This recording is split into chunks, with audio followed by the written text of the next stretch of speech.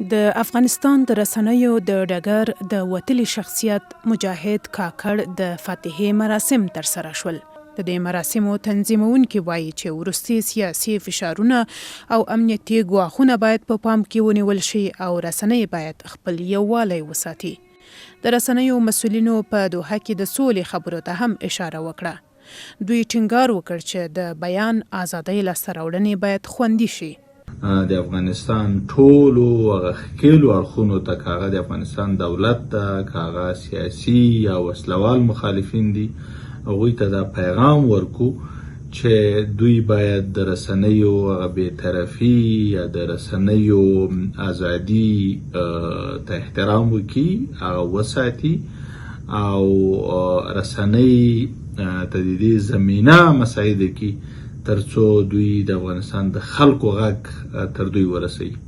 برای افغانستان پس از صلح نیاز به همبستگی و یکدستی مشترک میان رسانه‌ها الزامی است تا ارزش‌های مشترک 2 دهه پسین در آن حفظ و ادامه داده شود. په دغو مراسمو کې یو شمېر پخوانیو او اوسنیو چارواکو، خبریالانو او د رسنیو مسؤلینو ګډون کړی و. د ولسمشر غني ستر سلاکار وحید عمر د سولې بین الافغاني خبرو ته په اشاره وویل چې بیان ازادي د دغو خبرو اترو مهمه برخه جوړوي. بر حکومت افغانستان بارها شما خودتان شاهد هستین که یکی از مسائلی که غیر قابل پذیرش است محدودیت، سانسور و یا ایجاد و اعمال هر نوع محدودیت بالای آزادی مردم افغانستان در مجموع، آزادی‌های مشروع مردم افغانستان در مجموع که از او جمله باز مهمترین آزادیش آزادی بیان و گفتار و اندیشه است. د غونډې یو شمېر برخوالو مجاهد کاکړ د افغانستان د اوسنی رسنیو ویاړلی شخصیت یاد کړ.